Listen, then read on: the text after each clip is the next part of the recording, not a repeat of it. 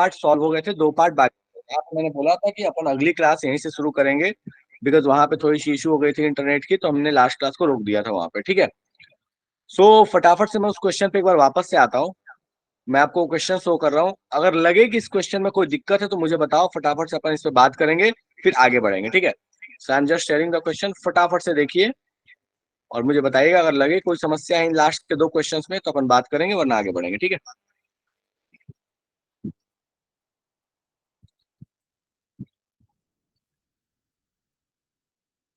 चलिए, बढ़िया बढ़िया। तो ये क्वेश्चन था अपना, अपने को कहा गया था कि भाई साहब आपके पास प्योर वाटर में H प्लस का कॉन्सेंट्रेशन 10⁻⁻⁵ है eight 90 degree C।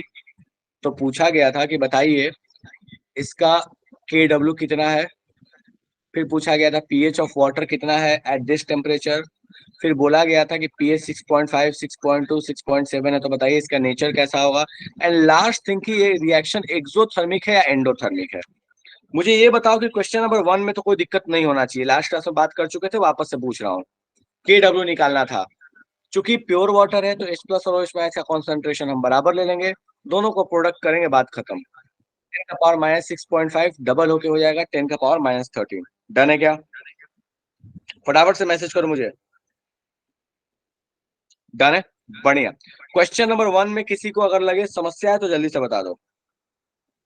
Okay okay, thank you Zoya, thank you. Actually मैं चाह रहा था कि कल क्लास लेना, बट किन्हीं वजह से मैं नहीं ले पाया, मैं भी थोड़ा व्यस्त रह गया और लोकल सेंटर पे, इस वजह से थोड़ी सी क्लास नहीं ले पाया। बट चलो, बहुत बहुत सारा थैंक यू, और आप सभी को भी टीचर्स डे की बहुत सारी शुभकामनाएं बिलेटेड। ठीक है, क्वेश्चन नंबर 2 बोलता है बताइए इसका पीएच क्या होगा इस प्योर वाटर का। तो ऑब्वियसली हमें दिख रहा है कि H3O प्लस का कॉन्सेंट्रेशन -6.5 में है, तो पीएच 6.5 हो जाएगा, कोई दिक्कत नहीं है, ठीक है। 90 डिग्री पे पूछा है कि बताइए 6.5 वाला क्या होगा, 6.2 वाला, 6.7 वाला। हमें सीधा सीधा दिख रहा है कि अगर 6.5 वाला अपने पास प्योर वाटर है तो इससे नीचे गए तो एसिड, इससे ऊपर गए तो बेस, मतलब 6.5 न्यूट्रल, 6.2 एसिड, 6.7 बेस। मतलब ये हमें नहीं याद कर लेना कि भैया अगर आपके पास 7 से ऊपर होगा तो ही बेस होगा, डिपेंड्स ऑन केडब्ल्यू, केडब्ल्यू कैसे वैरी करेगा उसके अकॉर्डिंग कहानी चलेगी। लास्ट क्वेश्चन है कि बताइए dissociation of water is a exothermic और एंडोथर्मिक रिएक्शन। मुझे फटाफट से सोच के बताओ क्या लगता है एंड क्यों लगता है। सोच समझ के आराम से मुझे इसका एक्सप्लेनेशन दीजिए, क्या एंड क्यों। सर एंडोथर्मिक होगा, बॉन्ड टूट रहे हैं तो। एंडोथर्मिक होगा, बॉन्ड टूट रहा है तो, ठीक है मैं मान लेता हूँ, चलो। पर क्या हमेशा ऐसा होता है क्या? सिर्फ बॉन्ड टूटने पे डिपेंड नहीं करता ना, एक बात बताओ। अगर मान लीजिए आप बहुत सारे, हाँ बहुत सारे आप आयनिक सॉल्ट्स को आप पानी में डालते हैं, वहां पे भी आपके पास क्या होता है, डिसोसिएशन होता है, आयंस बनते हैं, लेकिन वहां पे सॉल्वेशन भी होता है, हाइड्रेशन भी होता है वहां पे। तो ऐसा नहीं है कि सिर्फ बॉन्ड टूटने पर डिपेंड कर रहा है, पॉइंट ये भी होती है बहुत सारे केसेस में, चलो इस केस में भले एप्लीकेबल नहीं हो, बट ये लॉजिक हमेशा नहीं लगाना है कि बॉन्ड टूटना है तो एंडोथर्मिक होगा। क्योंकि बॉन्ड टूट रहा है और अगर वो पानी में जाके टूट गया, तब तो सॉल्वेशन से वहां हाइड्रेशन एनर्जी भी आ सकता है या सॉल्वेशन एनर्जी भी आ सकता है अगर कोई दूसरा सॉल्वेंट हुआ तो। ठीक है, तो सिर्फ ये लॉजिक सही नहीं है, बाकी कुछ और सोच के बताओ, थोड़ा मुझे कैलकुलेटिव पार्ट से सोच के बताओ। ऐसे लॉजिकली ठीक है, बढ़िया है, बट क्या कोई कैलकुलेशन यहाँ पे दिख रहा है आपको?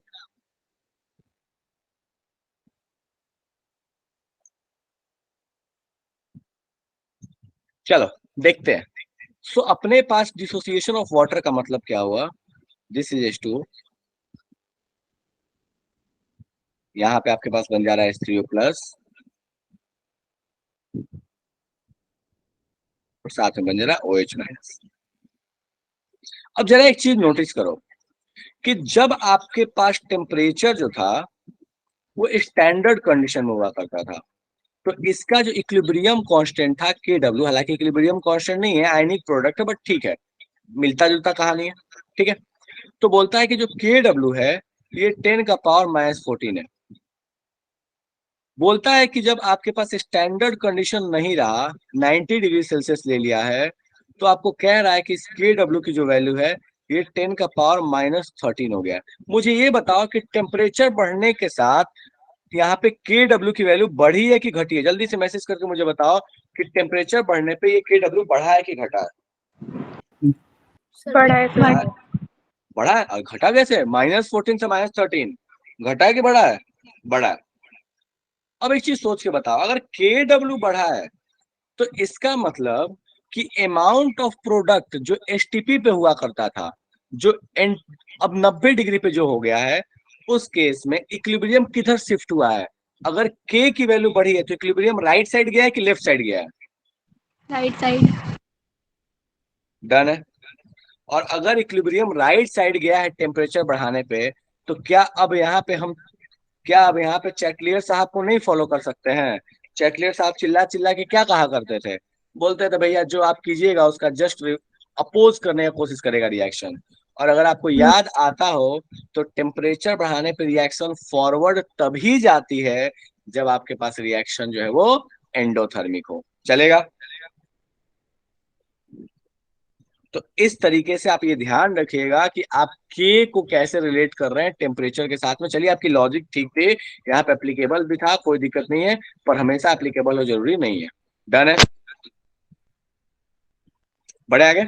चलिए, तो आज की क्लास पे आते हैं फटाफट से। आज अपन बात करेंगे, सबसे पहले एक क्वेश्चन देता हूं मैं इसी पैटर्न पे जो लास्ट क्लास में बात किए थे, एकदम सेम इसी पैटर्न पे। और फिर अपन बात करेंगे वीक एसिड वीक बेस का पीएच कैसे निकालते हैं, कॉन्जुगेट पेयर्स का के में क्या रिलेशन होता है, इसके बारे में चर्चा करेंगे। और अगर टाइम बच गया तो मल्टीपल डिसोसिएशन पे भी चर्चा कर लेंगे। फटाफट से इस क्वेश्चन को सॉल्व करने का प्रयास करो जो लास्ट क्लास में था, बिल्कुल उसी पे बेस्ड है। और आज की क्लास क्लास थोड़ी स्लो चला रहा हूं मैं, तो इसको फटाफट से सॉल्व करने का प्रयास करो, क्योंकि अभी जो चीज है वो सबसे इंपॉर्टेंट टॉपिक है, सबसे इंपॉर्टेंट कॉन्सेप्ट है। बोलता है 100 डिग्री पे आयनिक प्रोडक्ट 40 टाइम्स है जो 25 डिग्री पे था। बोला है कि बताइए पीएच ऑफ वाटर कितना होगा 100 डिग्री पे। और दूसरी कहानी बोलता है कि बताइए 100 डिग्री पे अगर पीएच 6.4 था तो बताइए इसका नेचर कैसा होगा। अगर आपको लॉग की वैल्यू चाहिए तो मैं आपको थोड़ा सा हेल्प कर देता हूँ। log 2 बराबर 0.3। और आपको ये देख के समझ में आ गया होगा कि मैंने कोई हेल्प नहीं किया है, ठीक है, आपको ये ऑलरेडी आता था। इससे ज्यादा मैं आपकी हेल्प नहीं करूंगा। सॉल्व कीजिए फटाफट से, बताइए क्या होगा।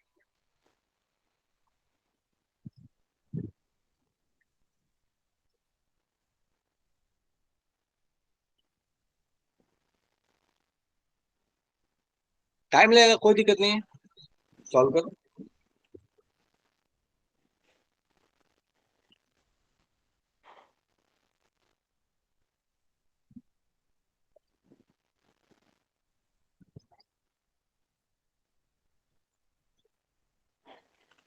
पूरे तरीके से मैथमेटिक्स है और कुछ भी नहीं है। के डब्ल्यू पता है, प्योर वाटर है, पीएच निकालना है।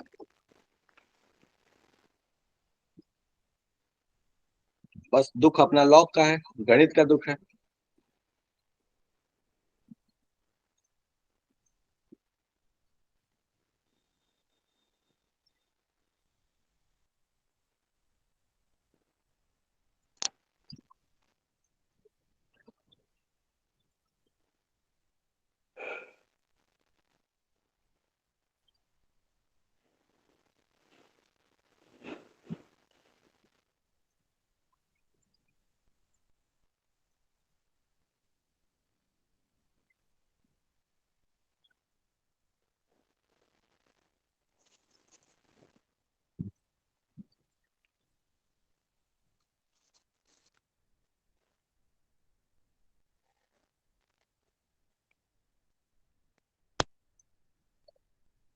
अभी तक एक भी सॉल्व नहीं हुआ। क्वेश्चन अच्छा है, बट अभी तक एक लोगों ने भी सॉल्व नहीं किया।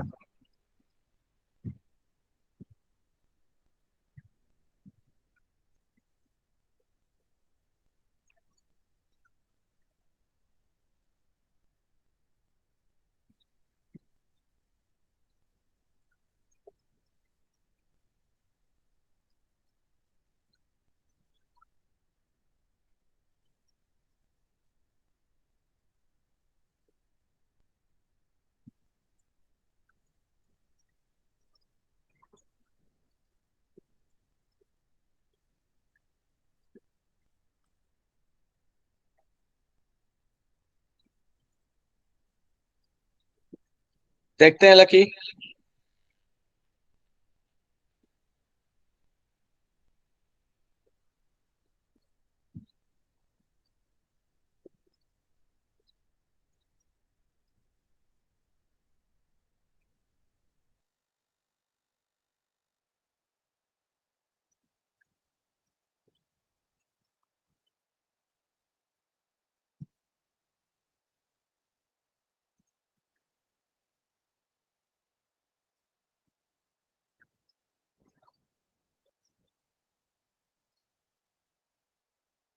सॉल्व कराऊं?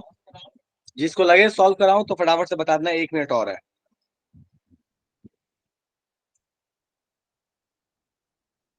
ऐसा लगे कि नहीं, क्वेश्चन इस प्लेनेट का नहीं है, प्लूटो से उठ के आ गया, तो बता देना मुझे। चलिए ठीक है, ठीक है, सॉल्व करना शुरू करते हैं। सो अपने पास दिया हुआ है कि 40 टाइम्स हो गया अपने पास आयनिक प्रोडक्ट। बिल्कुल बिल्कुल मुस्कान, सॉल्व करा रहा हूं बेटा। चलो, तो अपन यहाँ पे बोल सकते हैं कि इस टेम्परेचर पे जो के डब्ल्यू की वैल्यू होगी, दैट विल बी 40 इंटू 10⁻⁻14। इसमें तो कोई दुख नहीं है।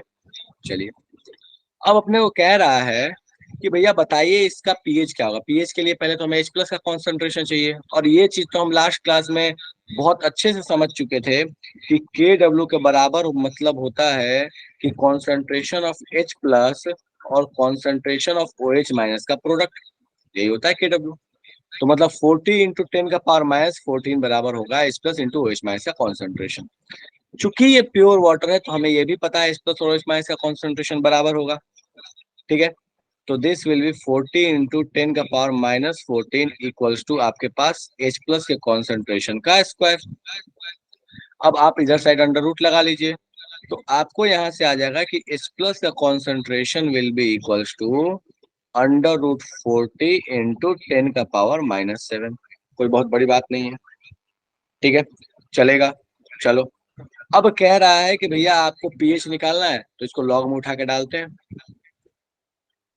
एकदम बच्चों वाली चीज सॉल्व करा रहा हूं। चलिए, -log √40 इंटू 10⁻⁻7। अब लॉग की कहानी तो हम लास्ट क्लास में भी रट्टा मारे थे, और आपको ये अच्छे से पता है कि लॉग ए इंटू बी बराबर लॉग ए प्लस बी वाली कहानी होगी। तो पहले तो मैं माइनस को बाहर रख देता हूँ और फटाफट से अंदर सॉल्व करते हैं। चलो यहाँ ध्यान दो, तो ये आपके पास हो जाएगा लॉग √40। देखो, इसको मैं इतना सॉल्व इसीलिए करा रहा हूँ ना, क्योंकि जिन लोगों ने लॉग वाले फॉर्मूले भूल गए उनको ध्यान आ जाए वापस से, क्योंकि अभी आगे बहुत इस्तेमाल होने वाला है। माइनस लॉग 10⁻⁻7 विल बी 7, लेकिन चूंकि माइनस लगा हुआ है, माइनस मैंने ऑलरेडी बाहर निकाला, तो यहाँ पे माइनस ही लिखेंगे, तो दैट इज -7। चलिए, अब आए की कहानी। अब देखो, लॉग √40 है, इसको कैसे ब्रेक किया जाए। तो देखो, जो पावर होता है लॉग में, वो आगे चलाता है कोएफिशिएंट बन के, ये हमने ऑलरेडी पढ़ा हुआ है। ठीक है, तो -1/2 log 40 -7। यहां तक में किसी को दिक्कत है तो फटाफट से बता दो। बायो वाले थोड़ा हो सकता है आपको समस्या हो, पर इतना तो हम पढ़े हुए हैं कि भैया अगर आपके पास ये कहानी दिया हुआ है log 10⁻7, और ऑलरेडी हम यही करते भी तो आ रहे थे ना, पावर आगे लेके चले आते थे। तो log 10⁻7 की वैल्यू हम क्या बोल देते थे? 7। क्यों? क्योंकि log 10 यहाँ बचा, और log 10 की वैल्यू कितनी हो जाती थी? 1। तो यहाँ पे अपना 7 बचता था। चलेगा? यहां तक में किसी को दुख है तो बता दो कि भैया यहां तक में कोई चीज समझ में नहीं आई।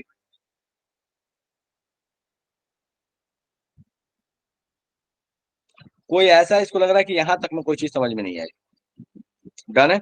चलो, अब इसको ना तो मैथमेटिकली बड़े प्यार से ब्रेक और भी कर सकते हो। ठीक है, चाहो तो यही फॉर्मूला में आंसर निकाल लो, और चाहो तो इसको और भी ऐसे ब्रेक कर लो। करा देता हूं ताकि दिक्कत ना हो। हाफ, अब देखो ध्यान दो, log 40 को अगर हम चाहें तो हम कैसे लिख सकते हैं इसको? हम चाहे तो लिख सकते हैं log 4 इंटू 10। और log 4 इंटू 10 जब लिख रहे हैं तो हम चाहे तो इसको लिख सकते हैं log 4 प्लस log 10 -7। ये बाहर में रह गया। यहां तक में कोई दिक्कत है? देख लो तो, चलेगा?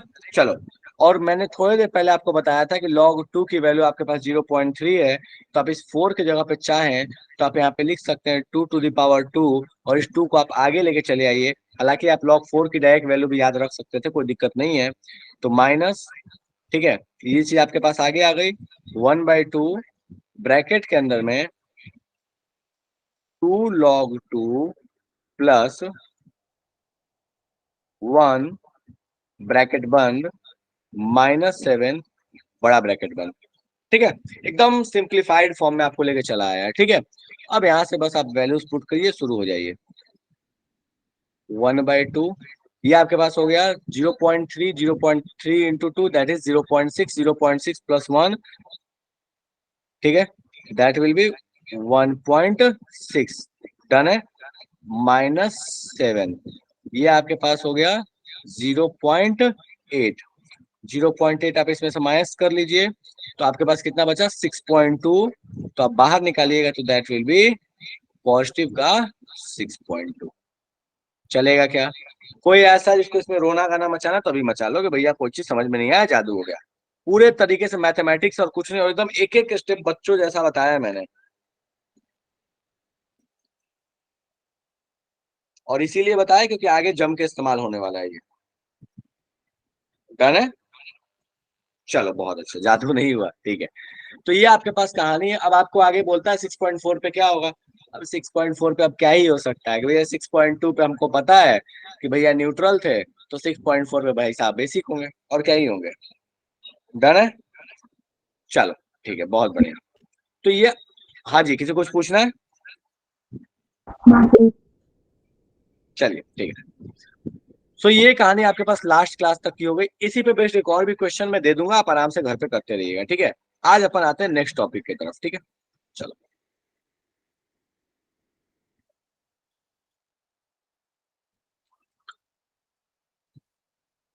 सो सबसे पहली चीज है that is relation between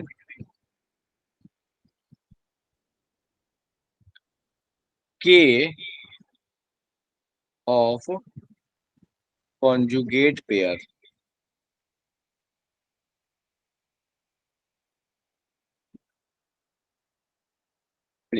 last class में हमने बात कर लिया था कि कॉन्जुगेट पेयर होते क्या है।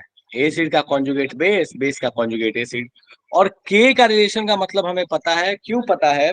क्योंकि हमने लास्ट क्लास में बात कर लिया था कि एसिड का डिसोसिएशन कांस्टेंट बोलते हैं के, और बेस का डिसोसिएशन कांस्टेंट के भी। इस चीज पे भी हमने लास्ट क्लास में चर्चा कर ली थी। तो कहता है कि एग्जांपल मान लो यहाँ पर ले लें, मान लो अपने को बोला गया कि भाई साहब बताइए, अगर आपके पास एक एसिड है एच, और ये डिसोसिएट होता है, और डिसोसिएट होके ये H प्लस देता है और साथ में A माइनस देता है, और हमें बहुत अच्छे से पता है कि अगर ये एसिड था तो ये इसका कॉन्जुगेट बेस होगा। तो अगर इसके लिए K डिफाइन होगा तो इस भाई साहब के लिए K भी डिफाइन होगा। बोलेगा कि बताइए इसका K का वैल्यू दे देगा, पूछेगा बताइए इसकी KB की वैल्यू क्या होगी। तो भैया कॉन्जुगेट पेयर में K KB में क्या रिलेशन, हम इस चीज को ढूंढने का प्रयास करते हैं कि भैया दोनों में क्या रिलेशन है। ठीक है, देखो डेरिवेशन वाइज जा सकते हो, कोई दिक्कत नहीं है। डेरिवेशन में थोड़ा सा समझा देता हूँ।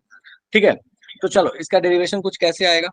तो अगर मैं इसका K लिखूं तो मैं K क्या लिखूंगा, H plus into A minus divide by H. Acid के लिए लिख रहा है, तो concentration of H plus into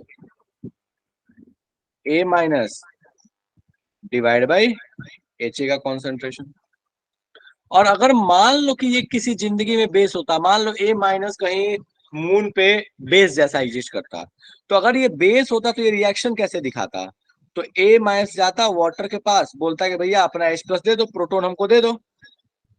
ठीक है, ठाकुर का हाथ जैसा मांग लेता है ये। तो बोलता है कि भैया साहब, भाई साहब अपना प्रोटोन दीजिए, तो ये खुद बन जाता है H, और बाहर क्या निकल जाता OH माइनस। जब ये बेस जैसा काम करता तो अगर ये बेस जैसा काम कर रहा है तो यहाँ केबी का क्या रिलेशन आएगा, तो केबी बराबर क्या होगा, H A into O H minus divide by A minus. H2O तो लिखने की जरूरत नहीं है क्योंकि हमको पता है H2O लिक्विड, और लिक्विड को हम भाव देते नहीं है। तो हम चाहें तो यहाँ पे केबी लिख सकते हैं, that is H A into O H minus divide by A minus. कोई ऐसा जिसको इस के और केबी में दिक्कत है तो मुझसे पूछ लो, पहले उससे बात कर लेते हैं। एसिड का के और उसके कॉन्जुगेट बेस का के भी। अगर इसमें किसी को लगे कोई दिक्कत है तो मुझे फटाफट से बता दो, अपन इस पर बात करेंगे। सर ये आपने कैसे लिखा वो इक्वेशन, ये बता दीजिए दोबारा। अच्छा ठीक है, मुझे एक बात बताओ बेटा कि अगर ए माइनस एक बेस है, तो अगर वो बेस है तो बेस का काम क्या होता है? दो ही काम हो सकता है, या तो वो OH माइनस को देता होगा या तो H प्लस को लेता होगा। इस बेचारा गरीब के पास तो OH माइनस है नहीं कि देगा, तो ये क्या कर सकता है? H प्लस को लेगा। H प्लस को कहाँ से लेगा? तो इसके पास है कौन? H2O। तो H2O से H प्लस को खींच लेता होगा, तो वहां पे क्या बन जाता होगा आपके पास? OH minus. और ये खुद क्या बन जाता होगा? H है। तो A माइनस जब कभी भी बेस का काम करेगा तो कैसे काम करेगा? वो H2O में से H प्लस को खींच लेगा, खुद Ha बन जाएगा और रिलीज किसको कर देगा? OH माइनस को। चलेगा क्या? Yes sir. चलिए, कॉन्जुगेट का मतलब भी तो ये होता है। अगर आपको कॉन्जुगेट याद आता हो तो कॉन्जुगेट का मतलब भी तो हम यही पढ़े थे, ठीक है? कि भैया अगर आपके पास Ha था, कोई एक एसिड था, वो अगर एक प्रोटोन को लूज कर सका तो उसका कॉन्जुगेट बेस बन जाएगा। और कोई ऐसी चीज है जिसने एक प्रोटोन गेन कर लिया, जैसे इस A माइनस ने एक H2O से प्रोटोन गेन कर लिया, तो जो चीज बन गई उसको हम बोलते थे कॉन्जुगेट। जैसे H प्लस को गेन किया तो that is the conjugate acid, यही हम पढ़ते थे।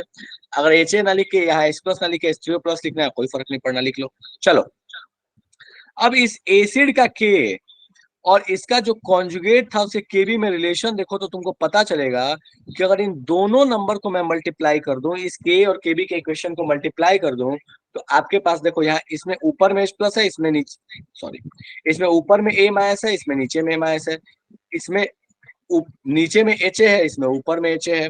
तो दोनों को जैसे मल्टीप्लाई कीजिएगा तो HA और A माइनस कैंसिल हो जाएगा, बचेगा क्या? तो H प्लस और OH माइनस बचेगा। मतलब हमें पता है कि K इंटू के भी जैसे यहाँ करेंगे तो यहाँ पे H plus into OH minus बचेगा। और हम इसे बहुत अच्छे से इस बात को जानते हैं कि H plus into OH minus कुछ और नहीं है, KW है। तो this will be equal to K into K B बराबर KW।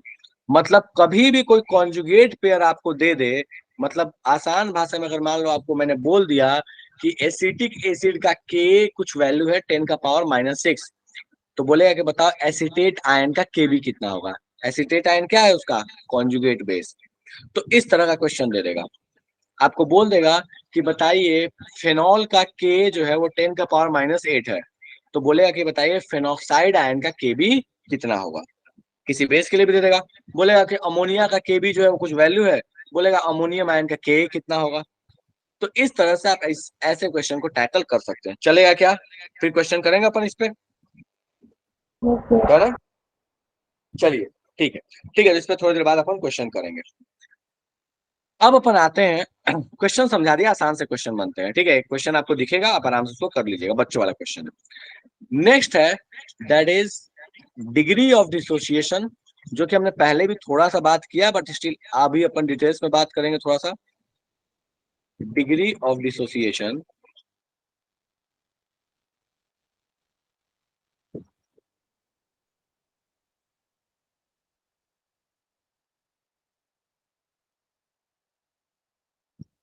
और इसी पे बात करेंगे अपन आगे चल के, ठीक है? वीक एसिड वीक बेस के बारे में, ठीक है? चलो, सो डिग्री ऑफ डिसोसिएशन का मतलब क्या होता है? इसका सीधा सा मतलब है कि इस भाई साहब को तो पहले डिनोट करते हैं अल्फा से, और ये अल्फा भाई साहब का मतलब था कि आपने कितना फ्रैक्शन किसी भी चीज को डिसोसिएट कर दिया, कितना फ्रैक्शन कोई भी चीज टूटी है, उसी चीज को कहते हैं डिग्री ऑफ डिसोसिएशन। एग्जाम्पल के तौर पर मान लीजिए कि मेरे पास एसिटिक एसिड के 100 मॉलिक्यूल थे, और 100 मॉलिक्यूल में से क्या हुआ कि 10 मॉलिक्यूल टूट गए, बाकी 90 जो था वो डिसोसिएट नहीं किया, वो एज इट इज रह गया। एसिटिक एसिड ही रह गए। 10 जो थे वो ब्रेक होके H प्लस आयन और एसिटेट आयन बन गया। तो अब कहता क्या है कि बताइए इसका डिग्री ऑफ डिसोसिएशन क्या होगा? सिंपल शब्द में, लिया कितना था? 100, टूट कितने गए? 10। जितना टूटा अपॉन जितना लिया था, जो रेशियो आया, यही कहलाएगा डिग्री ऑफ डिसोसिएशन। फंडा सीधा है, मतलब कितना फ्रैक्शन डिसोसिएशन हुआ है, इसी चीज को बोलते हैं degree of dissociation.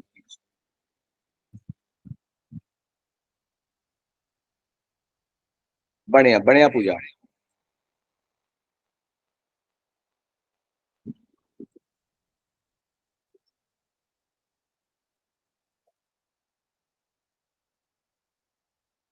Fraction of dissociation, ठीक है, डिनोट किससे करते हैं, अल्फा से। अब बहुत बार ऐसा होगा ना कि आपको डिग्री ऑफ डिसोसिएशन ना देके परसेंटेज ऑफ डिसोसिएशन दे देगा, और हमने तो बचपन से पढ़ा है कि फ्रैक्शन और परसेंटेज में क्या लेना देना है।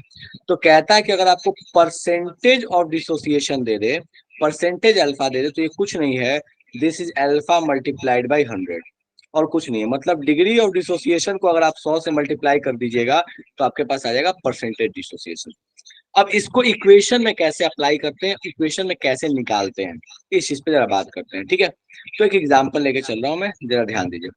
तो अपने पास कहानी यही था, जैसे एक वीक एसिड ले लिया एच, बोलता है भाई साहब ब्रेक हुआ, इसने दिया H प्लस और साथ में दिया A माइनस। और ये काम डिग्री ऑफ डिसोसिएशन वाला ना हम पहले भी करते आए, पूरे केमिकल इक्विलिब्रियम में हमने किया, बस उस समय हम पढ़े नहीं थे, अब थोड़ा सा हम इसको पढ़ लिए, ठीक है। चलो, सो मान लेते हैं कि इनिशियली यहाँ पे एच जो था, यहाँ इनिशियली मान लो इसका कॉन्सेंट्रेशन हुआ करता था C। चूंकि अपने पास वॉल्यूम वगैरह फिक्स है, टेम्परेचर फिक्स है, तो C अपने पास रहेगा, कोई दिक्कत नहीं है, कोई इसमें टेंशन लेने वाली बात नहीं है कि टाइम के साथ बदलने की कोई संभावना है नहीं। चलो, अब फाइनल कंडीशन में क्या होगा जब इक्विलिब्रियम आएगा, तो अब होगा ये कि भाई साहब एच जो एसिड लिया था इसमें से कुछ टुकड़ा टूटेगा, H प्लस और A माइनस बन जाएगा। तो जो कितना फ्रैक्शन टूटा उसके लिए हम कैसे लिखते हैं, तो C और ब्रैकेट के अंदर लिखते हैं 1 माइनस अल्फा। मोटे मोटे तौर पे इसको तुम ब्रेक करके देखो तो इसका मतलब हुआ C माइनस सी अल्फा, मतलब ये वाला पार्ट वो है जो डिसोसिएट हुआ है। अच्छा, अगर ये 1 मोल जाएगा तो ये 1 मोल बनेगा, अगर ये C अल्फा जाएगा तो ये वाले भाई साहब भी कितने बनेंगे, C अल्फा, और ये वाले भाई साहब भी कितने बनेंगे, C अल्फा। चलेगा क्या। सो यहीं पे अपने पास कहानी आती है डिग्री ऑफ डिसोसिएशन की। तो यहाँ जो आपने अल्फा इस्तेमाल किया इसी को कहते हैं डिग्री ऑफ डिसोसिएशन। अगर मान लो कोई केस ऐसा होता जहाँ एक H प्लस के बजाय 2 H प्लस हो जाता, तो बस स्टोसियोमेट्री लगा देते, बात खत्म। तो मुझे ये बता दो कि कोई ऐसा जिसको लगता है कि भैया इसमें समस्या समझ नहीं आ रहा, जादू हो गया। बच्चों वाली चीजें पहले ही पढ़ चुके हैं, स्टिल मैं पूछ रहा हूँ। इसी तरह से एक टर्म होता है डिग्री ऑफ एसोसिएशन, जस्ट इसका उल्टा होता है, दो मॉलिक्यूल मिलके एक बन गया, डायमेराइजेशन हो गया, ट्राइमेराइजेशन हो गया, ठीक है। चलो, जब आएगा तो देखा जाएगा। अब कहता क्या है कि डिग्री ऑफ डिसोसिएशन तो समझ में आ गया, इसका रोल क्या है। तो सबसे पहली चीज कि इसका रोल तभी आता है जब अपने पास वीक इलेक्ट्रोलाइट हो। स्ट्रॉन्ग इलेक्ट्रोलाइट में हम हमेशा मानते हैं कि डिग्री ऑफ डिसोसिएशन 1 है, ठीक है। तो कुछ कुछ इंपॉर्टेंट पॉइंट हमें ध्यान देना है। अगर आपके पास स्ट्रॉन्ग इलेक्ट्रोलाइट है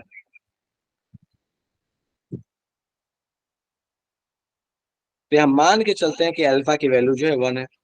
दूसरी चीज कि अगर आपके पास कभी ऐसा हो जाए कि अल्फा की वैल्यू 10 का पावर -3 से कम हो, 10 का पावर -3 से कम हो, तो इस केस में अगर आपको कहीं दिख रहा है कि अल्फा की वैल्यू 10 का पावर -3 से कम है, तो इस केस में आइडियली हम ये मान के चलते हैं कि 1 प्लस अल्फा बराबर लगभग हम 1 ही मानते हैं, या 1 माइनस अल्फा बराबर 1 ही मानते हैं।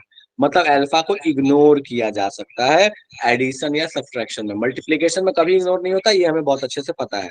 तो हम यहाँ कह सकते हैं कि कैन बी इग्नोर्ड, ठीक है। कब, जब प्लस और माइनस हो।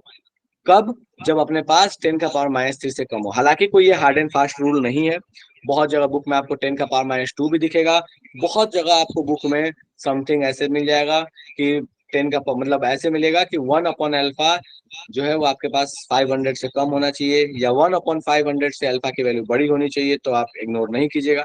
बट मोटे मोटे तौर पर आप ये मान के चलो कि 1 अपॉन 1000 से अगर कम है अल्फा तो हम उसको इग्नोर कर देंगे, कोई समस्या नहीं है, ठीक है। और इसका बड़ा इंपॉर्टेंट रोल है इस पूरे कहानी में। तो ये दो चीजें अल्फा के बारे में आगे चलकर हम बात करेंगे कि और क्या कहानी है, ठीक है। चलो, सो अब वीक इलेक्ट्रोलाइट में क्या दुख है, तो वीक इलेक्ट्रोलाइट 100% डिसोसिएट नहीं होता, इनफैक्ट वो तो 2, 3, 4, 5% डिसोसिएट होता है, वहां अल्फा का बड़ा इंपॉर्टेंट रोल होता है।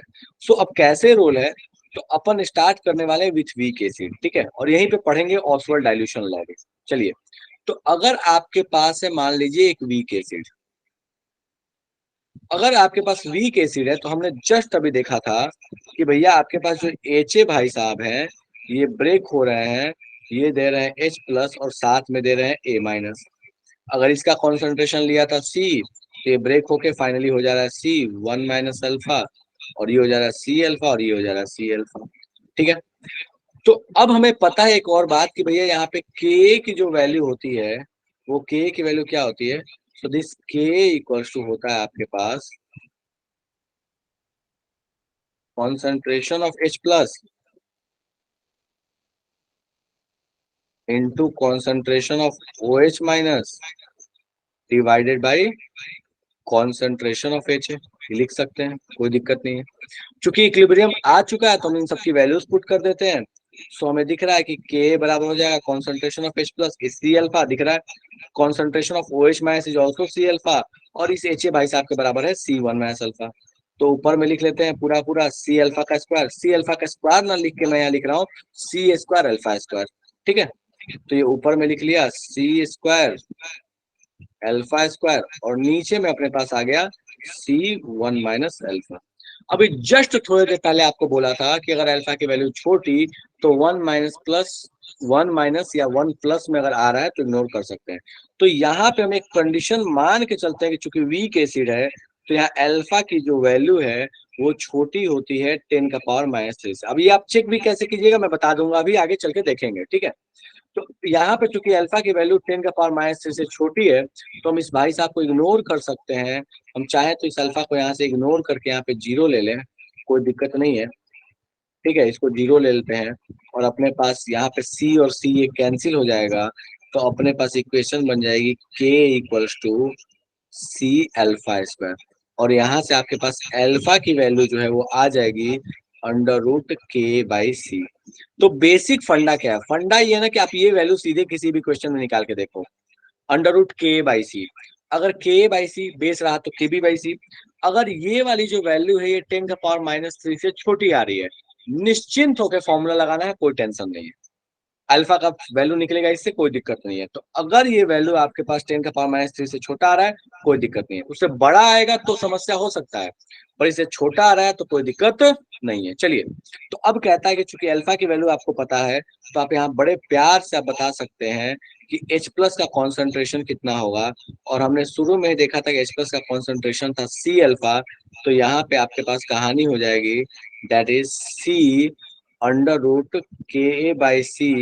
इसको आप सॉल्व कीजिएगा तो ये आ जाएगा C इंटू के, that is concentration of H plus.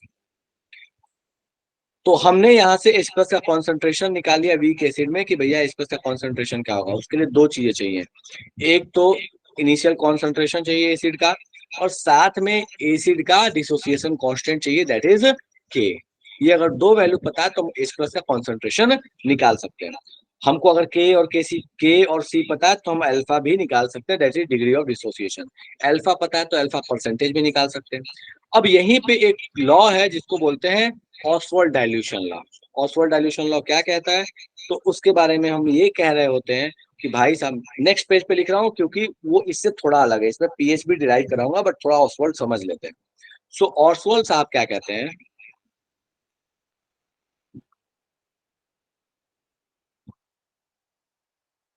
Just a minute, Oswald dilution law. तो ऑसवाल्ड साहब का कहना है कि अल्फा जो होता है डिग्री ऑफ डिसोसिएशन ये इनवर्सली प्रोपोर्शनल होता है √C के। मतलब अगर आप कॉन्सेंट्रेशन को आसान भाषा में सीधा शब्द में बोला जाए तो अगर वीक एसिड या वीक इलेक्ट्रोलाइट का अगर कॉन्सेंट्रेशन बढ़ेगा, ये वीक के लिए वैलिड है, वीक का कॉन्सेंट्रेशन बढ़ेगा तो उसका डिग्री ऑफ डिसोसिएशन कमेगा। ठीक है, तो वीक इलेक्ट्रोलाइट के लिए एप्लीकेबल होता है ये, स्ट्रॉन्ग इलेक्ट्रोलाइट में इसका कोई खास रोल नहीं है। तो कहता है कि अगर आपके पास वीक इलेक्ट्रोलाइट है, वीक इलेक्ट्रोलाइट है अगर आपके पास, तो होगा ये कि आपका अल्फा जो है √C से इनवर्सली प्रोपोर्शनल चलेगा। अब चूंकि आपके पास ये अल्फा √C से इनवर्सली प्रोपोर्शनल चलेगा, अगर आप चाहें तो आप यहाँ ग्राफ भी प्लॉट कर सकते हैं। दूसरी चीज, अगर मान लेते हैं कि मेरा मोल्स कांस्टेंट है, मान लो मैंने एक ग्लास दिया उसमें एसिड बना लिया, वीक एसिड एसिटिक एसिड ले लिया, और उसमें पानी डाले जा रहा हूँ, पानी डाल जा रहा हूँ, पानी डाल जा रहा हूँ, तो हो क्या रहा है, सॉल्यूट के मोल्स तो कांस्टेंट है, वॉल्यूम बढ़े जा रहा है, तो वॉल्यूम से इसका क्या रिलेशन आएगा, तो चूंकि सी का मतलब होता है मोल्स बाय वॉल्यूम, नीचे में है तो इसका मतलब वॉल्यूम चला जाएगा ऊपर में। तो हम यहाँ पे एक और भी बात बोल सकते हैं कि अल्फा, ये ध्यान देना ये अल्फा है और ये प्रोपोर्शनलिटी है, ये कंफ्यूज मत कर जाना। थोड़ा सा इस अल्फा भाई साहब को खूबसूरती से लिख देता हूँ मैं, वरना पता चला कि ये क्या लिखा पता ही नहीं चल रहा है। This is alpha. ठीक है, तो कह रहा है कि दिस इज अल्फा, ये कह रहा है कि this will be directly proportional to under root volume. मतलब जैसे जैसे आप डाइल्यूट करते जाइएगा सॉल्यूशन को, वैसे वैसे आपका अल्फा बढ़ते चला जाएगा। यही है Ostwald dilution law. Ostwald dilution law कह रहा होता है कि by dilution of weak electrolyte its degree of dissociation increases. जैसे जैसे आप डाइल्यूशन करते जाइएगा, वैसे वैसे वीक इलेक्ट्रोलाइट का डिग्री ऑफ डिसोसिएशन बढ़ते चला जाएगा। अब इसी पे बेस्ड एक ग्राफ भी है, बड़ा फेमस सा ग्राफ है, आप इसको बाद में इलेक्ट्रोकेमिस्ट्री में भी देखे होंगे। तो ये ग्राफ कुछ इस तरीके का बन रहा होता है, किसके किसके बीच का ये ग्राफ है। तो ये आपके पास ग्राफ है, मेनली मान लो यहाँ पे आपके पास अल्फा है और यहाँ पे आपके पास अंडर रूट सी है। तो आप देखिएगा क्या कि जैसे जैसे आपके पास सी जैसे कॉन्सेंट्रेशन बहुत कम होगा, अल्फा बहुत ज्यादा होगा, और जैसे जैसे कॉन्सेंट्रेशन बढ़ेगा अल्फा आपके पास कमते जाएगा। वो अलग बात है कि अल्फा का मैक्सिमम लिमिट है, दैट इज 1। एक से ज्यादा अल्फा की वैल्यू नहीं हो सकती। तो यहाँ पे आपके पास लगभग टच हो रहा होता है, एग्जैक्ट टच होने वाली कहानी नहीं है। तो मुझे ये बता दो कि ऑसवाल्ड डाइल्यूशन लॉ में कोई दिक्कत है, अल्फा में कोई दिक्कत है, तो फटाफट से बताओ, बात करें या आगे बढ़े पीएच ऑफ एसिड की तरफ। जल्दी से, अगर किसी को लग रहा है कोई चीज समझ नहीं है, फटाफट से बोलो, अपन बात करेंगे उसको। सर बस इतना ही है ना कि वॉल्यूम के अंदर रूट से प्रोपोर्शनल है। बस और क्या। वॉल्यूम देखो, वॉल्यूम का प्रोपोर्शनल बोलते हुए ये ध्यान रखिएगा कि मोल्स ऑफ सॉल्यूट कांस्टेंट होना चाहिए। वॉल्यूम के प्रोपोर्शनल है मतलब आप डाइल्यूट कर रहे हैं, पानी डाले जा रहे हो, तो इसका मतलब क्या कर रहे हो, डाइल्यूट कर रहे हैं, और क्या कर रहे हैं। यस। ठीक है, ओके सर। चलेगा। चलिए, तो अब अपन आते हैं कि भैया वीक एसिड जहां पे छोड़ के आए थे कि वीक एसिड में H+ का कॉन्सेंट्रेशन निकाल लिए। अब H+ का कॉन्सेंट्रेशन पता है तो पीएच तो हमको ऑलरेडी पता है, भैया हम फॉर्मूला सीधे सीधे लगाएंगे। तो देयरफॉर आपके पास पीएच बराबर हो गया -log अंडर रूट के इंटू सी। ठीक है, अब इसको कैसे स्प्लिट किया जाए, माइनस को माइनस छोड़ देते हैं। अब यहाँ तुम ध्यान दो, अंडर रूट का मतलब हो गया 1/2। ठीक है, तो क्या अपन इसको ऐसे लिख ले क्या, अंडर रूट 1/2 पावर में 1/2 आगे चला आएगा, तो मैं इसको सीधे ऐसे लिख लूं -1/2 log के -1/2 log सी। सीधे स्प्लिट कर लिया, कोई दिक्कत है इसमें? लास्ट क्वेश्चन ऐसे करा, ठीक है चलेगा। चलो, तो हम इसको सीधे ऐसे लिख सकते हैं। और एक बात और भी हमको पता चल गया कि भैया हमने शुरू शुरू में ही पढ़ा था, कल ही बताया था कि पी के अंदर में कोई भी चीज लिखा हो तो उसका मतलब ही है माइनस लॉग। तो यहाँ हमें दिख रहा है कि अच्छा ये -log के है, तो इसका मतलब इसको बोल सकते हैं पी के। तो हम यहाँ पे बोल सकते हैं दिस इज हाफ पी के -log सी। अब ब्रैकेट लगा देता हूँ, -log सी, ये किसका वैल्यू हो गया, पीएच का वैल्यू हो गया। मुझे ये बता दो कि यहाँ तक में अगर कोई चीज जादू हो रही है तो फटाफट से बात करें, आपके पास पीएच का स्टैंडर्ड फॉर्मूला बन के तैयार है। डन है, डन है क्या ये, पीएच का फॉर्मूला कैसे आएगा? ठीक है, चलो। अब जैसे ये वीक एसिड का कहानी है ना, वैसे ही वीक बेस का है। अब वीक बेस का पूरा डेरिवेशन नहीं करा रहा, एकदम इसी पे बेस्ड आपके पास कहानी, बस जहां जहां इसमें H+ है वहां वहां उसमें क्या हो जाता है, OH- हो जाता है। ठीक है, तो बस यहाँ पे मैं लिख देता हूँ फॉर वीक बेस। आपके पास बेस का एग्जांपल में क्या लेते हैं अपन, ऐसे लिख देते हैं BOH। अब BOH भाई साहब है, ब्रेक होंगे तो ये आपके पास दे देंगे B+ और साथ में दे देंगे OH-। ठीक है, तो हमने जस्ट अभी पढ़ा था कि H+ का कॉन्सेंट्रेशन क्या था, तो अंडर रूट के इंटू सी। तो यहाँ हो जाएगा OH- का, जो वहां H+ का होगा वो यहाँ OH- का होगा। ठीक है, तो हम यहाँ पे बोल सकते हैं कि OH- का कॉन्सेंट्रेशन हो जाएगा formula under root KB into सी।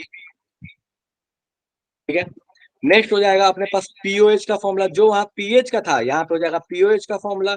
तो पीओएच का फॉर्मूला क्या हो जाएगा, दैट इज हाफ, अभी जस्ट हम देखे थे, हाफ पीकेबी -log सी। ठीक है, ये दूसरा फॉर्मूला।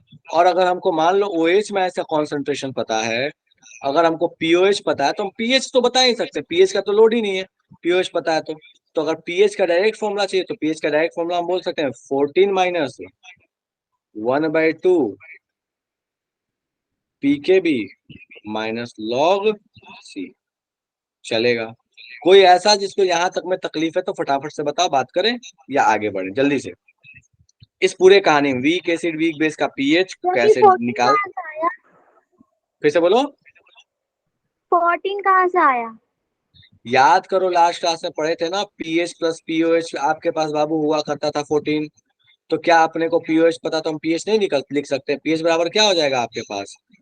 14 minus pOH. और पीओएच तो हमने यहाँ से जो निकाला था वही पुट कर दिया, बात खत्म। डन है क्या? ओके। चलेगा? चलिए, तो हमने ये सीख लिया कि ऑसवर्ड डाइल्यूशन लॉ क्या है, वीक एसिड वीक बेस का पीएच कैसे निकालते हैं, अल्फा का मतलब क्या होता है। ठीक है, अब फटाफट से कुछ क्वेश्चंस करते हैं। सो आपके पास ये थोड़ा, हाँ, ये क्वेश्चन आपके पास, फटाफट से इस क्वेश्चन का ट्राई करो। बोलता क्या है कि percentage ionization of a weak acid can be calculated using. बोलता है वीक एसिड का परसेंटेज आयोनाइजेशन किससे कैलकुलेट किया जा सकता है, कौन से फॉर्मूले का इस्तेमाल करके। सोचो, फटाफट से शुरू हो जाओ।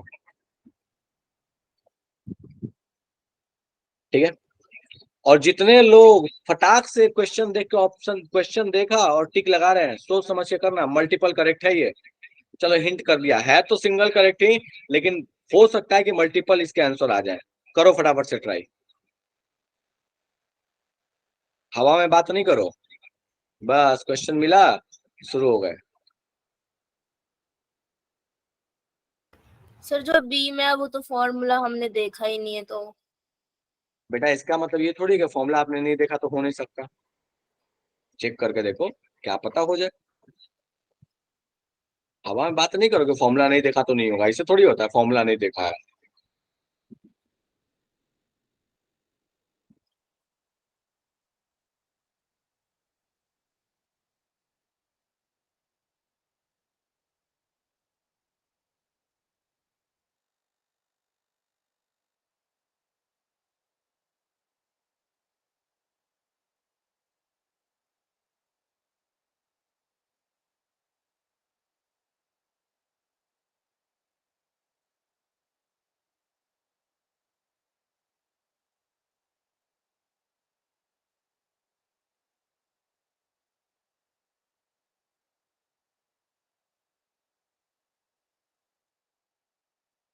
चलो ठीक है, तो सारे लोग चिल्ला चिल्ला के आंसर ए होगा, ए होगा, ए होगा। ऑप्शन नंबर बी को जरा क्रॉस चेक करके मुझे बताओ कि क्या लगता है, ये सही है गलत। हवा में बात नहीं, चलो ये मैंने मान लिया कि ये सही है, अग्रीड। ऑप्शन नंबर बी मुझे क्रॉस चेक करके बता दो कि वो गलत कैसे है। क्रॉस चेक करो और मुझे देख के बताओ कि क्या वो अल्फा का परसेंटेज आ रहा है, नहीं आ रहा उससे। पीएच की वैल्यू दी है, पीके पीके भी दिया है, सब वैल्यू पुट करो और चेक करके बताओ मुझे, शुरू हो जाओ। ए मैंने मान लिया, चलो अब तुम शुरू हो जाओ जरा।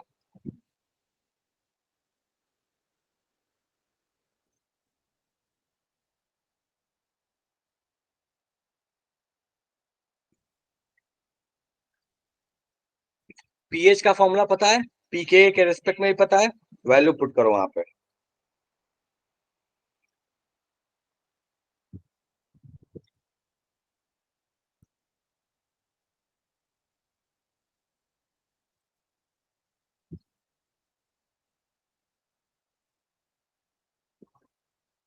बी में है क्या, दिख नहीं रहा है, रुको बड़ा कर रहा हूं मैं।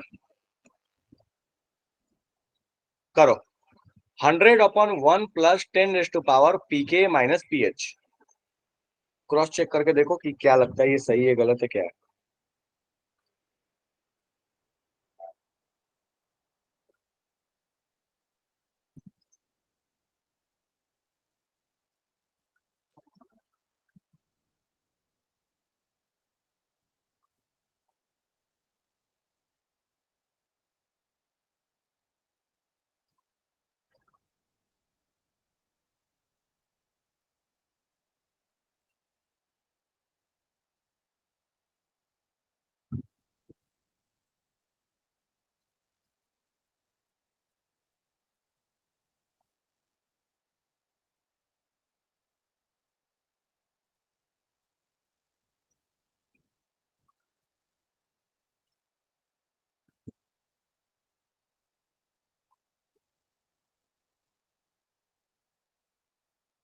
अच्छा क्वेश्चन है ये, बहुत पुराना क्वेश्चन है जेई का, हवा में सॉल्व नहीं होगा।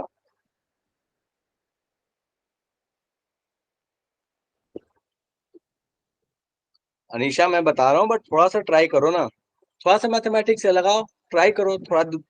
थोड़ा घुटने पे जोर दो, क्या पता कुछ पॉसिबिलिटी निकले।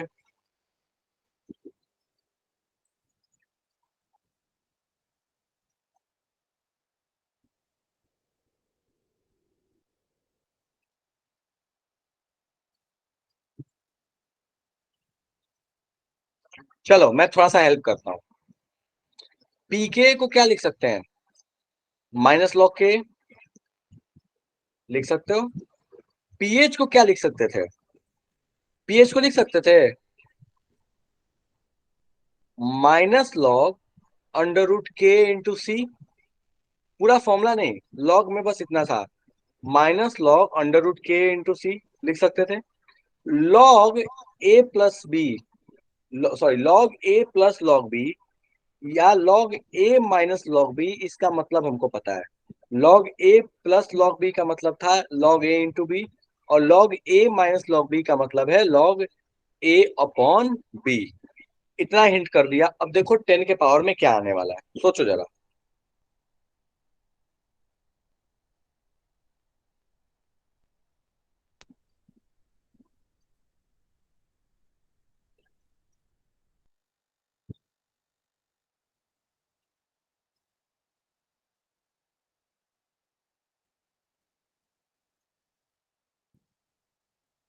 यस सर, अंडर रूट के बाय सी। ओके,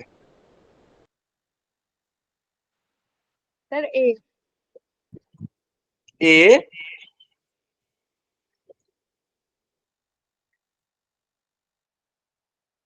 मैं option number B cross check करवा रहा हूँ। चलो ठीक है,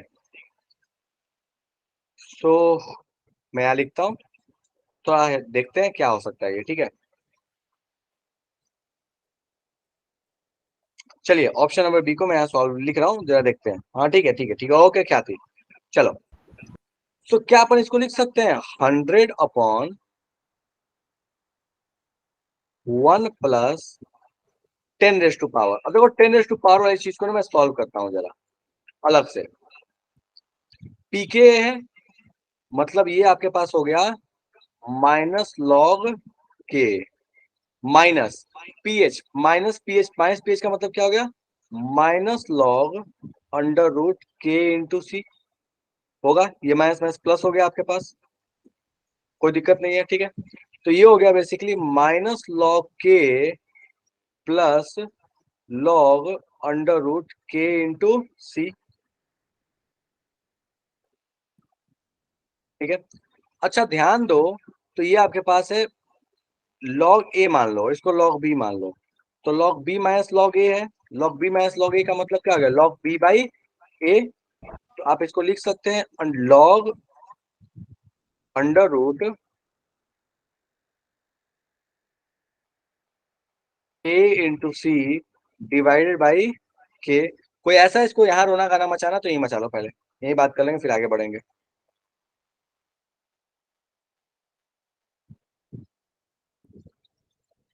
नहीं है, चलो अब इसको देखते हैं जरा। तो यहाँ पे अगर आप ध्यान दीजिएगा, ठीक है, यहाँ पे अगर आप जरा सा ध्यान दीजिए तो आपको ये दिख रहा है कि ये बन जाएगा आपके पास लॉग, ये के अंडर रूट है और ये बाहर में है, तो बचेगा अंडर रूट सी अपॉन के बचेगा। अब मुझे एक बात बताओ कि 10 का पावर में आ रहा है log under root C by K. मुझे एक बात बताओ, 10 का पावर में लॉग आ रहा है, तो क्या हम उसको सीधे सीधे लॉग के अंदर वाली वैल्यू लिख सकते हैं, ये मुझे बताओ, इसमें कोई दिक्कत है क्या किसी को। ये प्रॉपर गणित है, इसमें कोई दिक्कत है। 10 का सर। पावर लॉग ए है, इसका मतलब ए लिख सकते हैं क्या, यस सर। लिख सकते हैं, कोई दिक्कत नहीं है। चलिए बढ़िया, तो हमें यहाँ पे एक बात और दिख गई कि इसका मतलब ये हुआ that is 100 upon 1 plus under root C by K. कोई ऐसा इसको इसमें अभी भी रोना गाना मचाना है,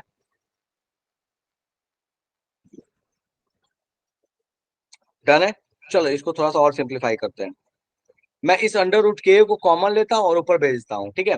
तो क्या अपन इसको इक्वेशन को ऐसे फॉर्म में लेके आ सकते हैं, देखो तो अंडर रूट ऊपर में के मल्टीप्लाइड बाई 100 और नीचे में बचा अंडर रूट के प्लस अंडर रूट सी।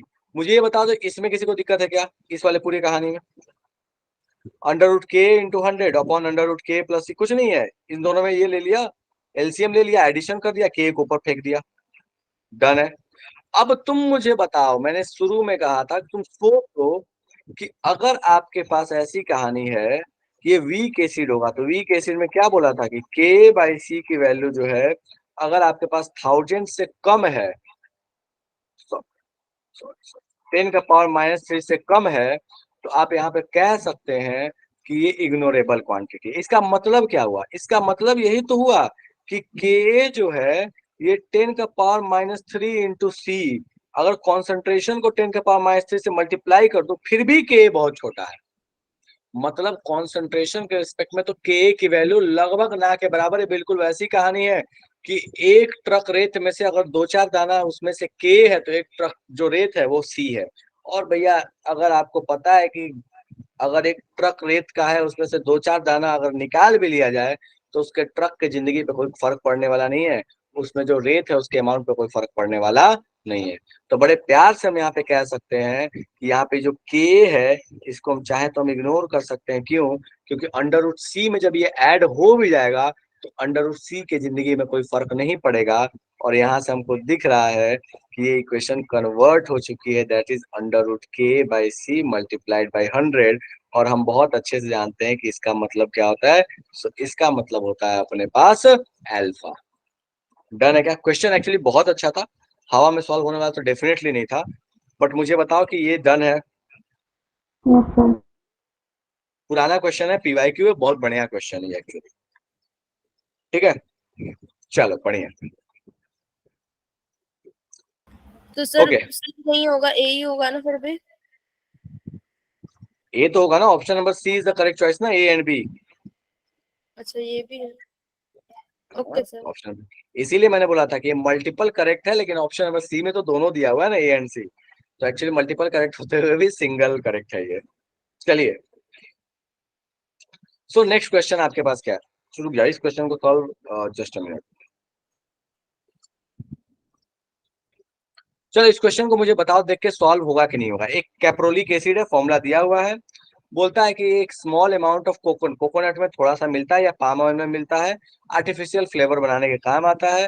बोलता है कि saturated aqueous solution of acid contains इतना ग्राम पर लीटर। इतना ग्राम पर लीटर का मतलब क्या है? मास पता, मोलर मास पता, मतलब आपको मोलारिटी पता, मतलब आपको कॉन्सेंट्रेशन पता है। ठीक है, सी दे दिया, पीएच दे दिया, आपके पास 3 है, पूछा है के क्या होगा। मुझे बताओ कि सीधा फॉर्मूला लगा के सॉल्व कर लोगे नहीं करोगे? होगा कि नहीं होगा जल्दी बताओ मुझे। या तो फॉर्मूला लगा लो, नहीं लगाना है फॉर्मूला तो एच प्लस बराबर अंडर रूट के इंटू सी कर लो, जैसे सॉल्व करना है कर लो। मुझे बता दो हो जाएगा कि नहीं होगा? हो जाएगा सॉल्व? Yes sir. चलो ठीक है, तो इस क्वेश्चन को आप आराम से घर पे ट्राई कीजिएगा, बच्चों वाला क्वेश्चन है, आप आराम से घर पे ट्राई कीजिएगा। ठीक है, चलो नेक्स्ट क्वेश्चन पे आते हैं। ये पहला वाला क्वेश्चन पढ़ो और मुझे बताओ कि सॉल्व होने की संभावना है कि नहीं है।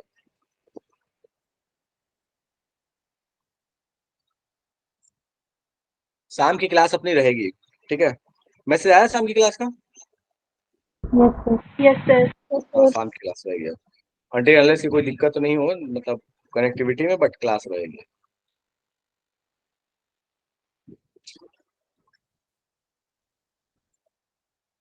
ये सर बताओ सॉल्व हो जाएगा नहीं होगा? हो जाएगा सर।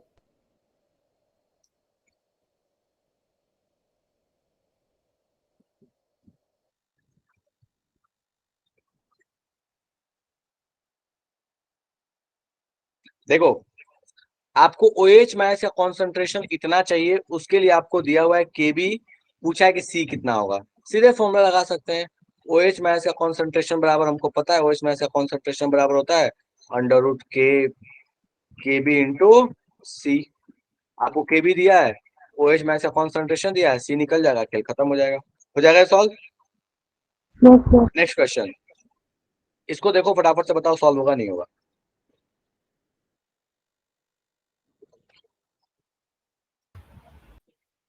सर ये के बी और KW वाला जो फॉर्मूला वो लगेगा। बस काम खत्म। देखो फटाफट से हो जाएगा नहीं होगा, सॉल्व करो इसको, चलो। बच्चा वाला क्वेश्चन सॉल्व करो तो अभी। आपको बोला हुआ है कि ट्राई मिथाइल अमाइन का के भी दिया हुआ है, के पूछा हुआ है ट्राई मिथाइल अमोनियम आयन का। शुरू में ही बताया था कि भैया कॉन्जुगेट वालों में क्या रिलेशन होता है। सॉल्व करो इसको जल्दी से। इनके आंसर चाहिए लकी। ठीक है, ठीक है, मैं लिख दिया करूंगा।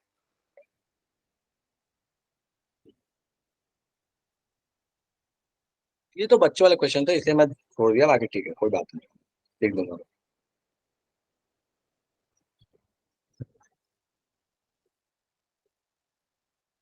सॉल्व कीजिए इसको जल्दी से। सॉरी।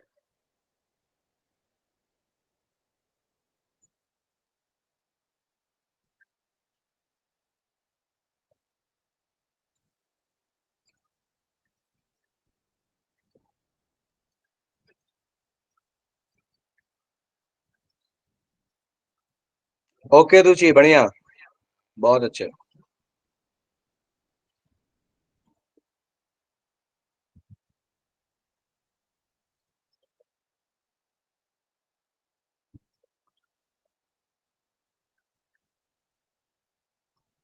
चलो के इंटू के बी बराबर 10⁻⁻14, खेल खत्म।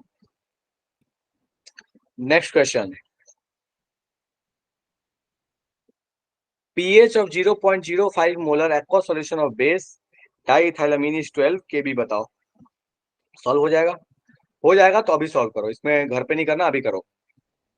आपको पीएच पूछा है, सॉरी पीएच आपको दिया हुआ है, केबी आपसे पूछा है। सीधे बेस का पीएच वाला फॉर्मूला लगाना है तो लगा लो, नहीं तो OH मैच के कॉन्सेंट्रेशन से जा सकते हो, तुम्हारी चॉइस है।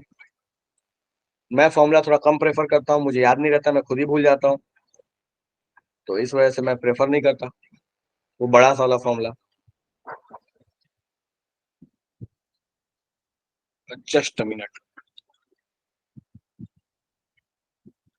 जस्ट अ मिनट बेटा, आप लोग सॉल्व कीजिए, मैं आ गया।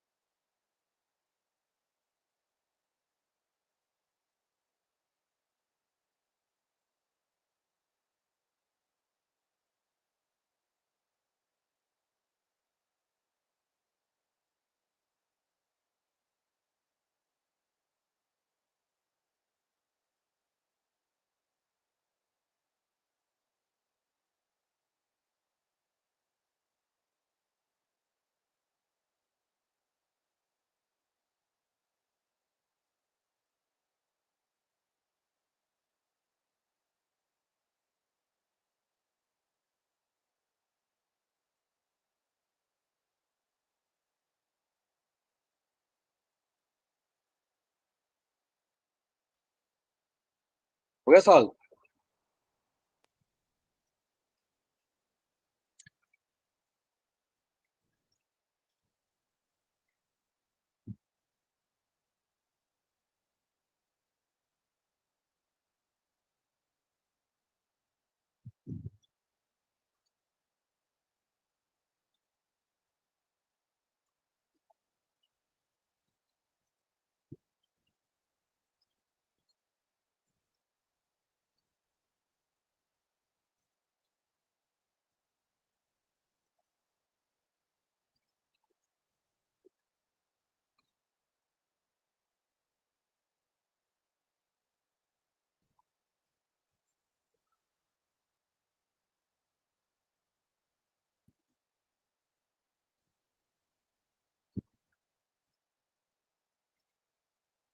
गड़बड़ कर रहे हो, जल्दी करो, बहुत अभी तक आंसर नहीं आया, बहुत कम लोग आंसर आया।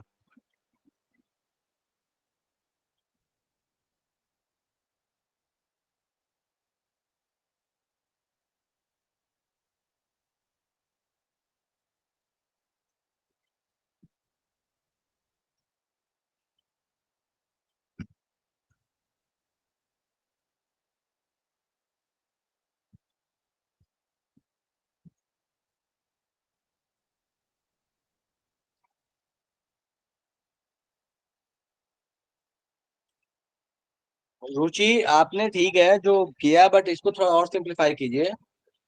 क्योंकि पावर में -2.7 लिख रहा हूँ ना, तो थोड़ा सोचो उसको कैसे और लिख सकते हैं।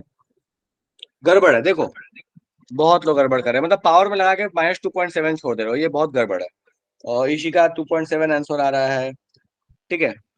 और के भी पूछा था, पीके भी नहीं पूछा था, किसने पे की, हाँ आकाश ने पीके भी सॉल्व किया हुआ है, ठीक है। ऐसे नहीं सॉल्व करो, थोड़ा सा सोचो इसके ऊपर, ठीक है। चलो मैं हेल्प करता हूँ। तो आपके पास पीएच दिया हुआ है 0.05, ठीक है। एक तो फॉर्मूला लगा के निकाल सकते हो, मैं उस पर जा ही नहीं रहा, मैं लगा रहा हूँ simple basic concept OH math से कॉन्सेंट्रेशन वाली कहानी। तो मुझे पता है कि OH मैथ से कॉन्सेंट्रेशन बराबर होता है दैट इज अंडर रूट, और इसमें मेरे को फायदा भी है ना लगाने में, क्योंकि मुझे के बी जानना है, के बी इंटू सी। चलो मुझे यहाँ पे सी दिया हुआ है, दिख रहा है मुझे, यहाँ OH मैथ से कॉन्सेंट्रेशन भी दिख रहा है, कैसे 12 है, मतलब 10 का 12 है, पीएच 12 है, मतलब पीओएच कितना रहा होगा 2, इसका मतलब OH मैथ से कॉन्सेंट्रेशन 10 का पावर -2। कोई दिमाग लगाना ही नहीं है इसमें, सॉर्टेड है मामला। चलिए तो ये हो गया 10 का power -2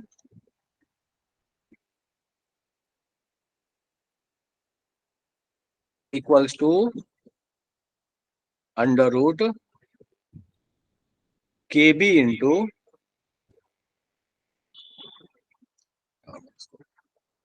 into concentration that is 0.05। तो इसको 5 इंटू 10 का पावर -2 में लिख लिया जाए। कोई दिक्कत है क्या इसमें, देखो फटाफट से तो चलेगा। चलो अब एक काम करते हैं, इस अंडर रूट को तोड़ने का प्रयास करते हैं। इसका इधर आ जाएगा आपके पास 10 का पावर -4 इक्वल्स टू के बी 5 इंटू 10 का पावर -2। इस भाई साहब को उड़ा दिया जाए, ठीक है। तो ये आपके पास बचा -2, तो आपके पास के बी बराबर आ जा रहा है दैट इज 10 का पावर -2/5। इसको क्या लिख सकते हैं, 2 इंटू 10 का पावर -3। चलेगा क्या? अच्छा कुछ लोगों का जो पीएच का फॉर्मूला लगाया हो ना, तो उसमें आंसर आया है 10 का पावर -2.7। इससे भी सॉल्व कर सकते थे। अगर मान लो तुम 10 का पावर -2.7 आ गया तो क्या करें, कोई दिक्कत नहीं है, देखो ऐसे चले जाएंगे। सर मोस्ट अप्रोप्रिएट कौन सा? दोनों ठीक है, दोनों में कोई गड़बड़ नहीं है। देखो मैं दिखाता हूँ कैसे। 10 का पावर -2.7 आ गया, क्या अपन इसको ऐसे नहीं लिख सकते हैं, 10 का पावर -3 प्लस 0.3, चलेगा क्या? इसको अपन ऐसे नहीं लिख सकते हैं 10 का पावर -3 इंटू 10 का पावर 0.3? और क्या हमको नहीं पता कि 10 का पावर 0.3 बराबर क्या होता है? हमने लास्ट क्लास में बहुत सारे क्वेश्चंस किए थे और अभी भी क्वेश्चंस किया था, जहां पता है हमें कि log 2 की वैल्यू जो होती है वो 0.3 होती है। तो log 2 की वैल्यू 0.3 का मतलब क्या हुआ, log 2 बराबर 0.3 है। इसका एंटी लॉग ले लो, यहाँ पे मान लो बेस अपने पास होता है 10, तो इसका मतलब हो गया 10 2 इक्वल टू हो जाएगा 10 का पावर 0.3। यही तो होता है 2, यही तो होता है log 2 की कहानी। log 2 बराबर 0.3 का मतलब हुआ 10 का पावर -3, 10 का पावर 0.3 बराबर 2, तो इसकी वैल्यू हो गई 2। तो अपने पास आंसर आ गया 2 इंटू 10 का पावर -3। डन है क्या? कोई ऐसा लग रहा है अभी भी समस्या है, समझ नहीं आया, जादू हो गया?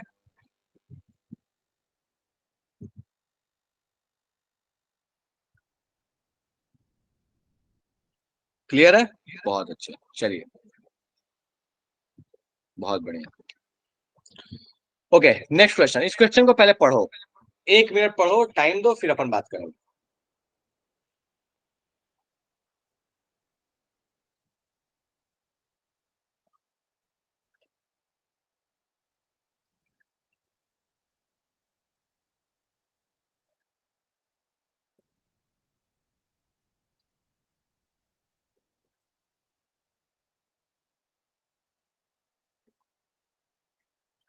और हेनरी लॉ का हेल्प चाहिए। उम्मीद है कि आपने क्लास 12th में सॉल्यूशन चैप्टर में हेनरी लॉ पढ़ा था, अगर नहीं याद आता तो मैं थोड़ा सा हेल्प कर देता हूँ। हेनरी लॉ कहता है कि solubility is directly proportional to partial pressure for the gas. कोई भी गैस पानी में कितना सॉल्युबल होगा वो उसके पार्शियल प्रेशर से डायरेक्टली प्रोपोर्शनल होगा। और यहाँ पे आपके पास एक फॉर्मूला बन के आता था, अगर आपको याद आता हो सॉल्युबिलिटी के लिए, तो that is solubility equals to होता था K H into partial pressure, depends कभी केच आपके पास सॉलिबिलिटी के साथ भी लग सकता था। अगर आप एनसीईआरटी याद कीजिएगा तो एनसीईआरटी में आपके पास आता था जो फॉर्मूला, वो आता था आपके पास पार्शियल प्रेशर इक्वल्स टू होता था मोल फ्रैक्शन इनटू केज। ठीक है, चलिए अब सोचना शुरू कीजिए फटाफट से।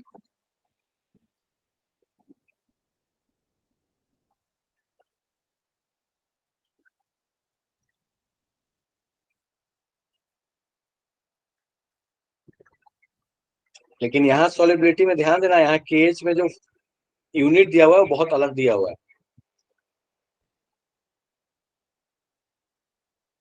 चलो मैं हेल्प करता हूँ। यहाँ सॉलिबिलिटी में देखो, अगर हेनरी कांस्टेंट में तो यूनिट दिया मोल पर लीटर पर एटीएम। इसका मतलब ही ये हो गया कि यहाँ पे हेनरी लॉ जो आप अप्लाई कीजिएगा तो उससे जो फॉर्मूला बनेगा वो फॉर्मूला आएगा कॉन्सेंट्रेशन इक्वल्स टू आपके पास partial pressure multiplied by cage.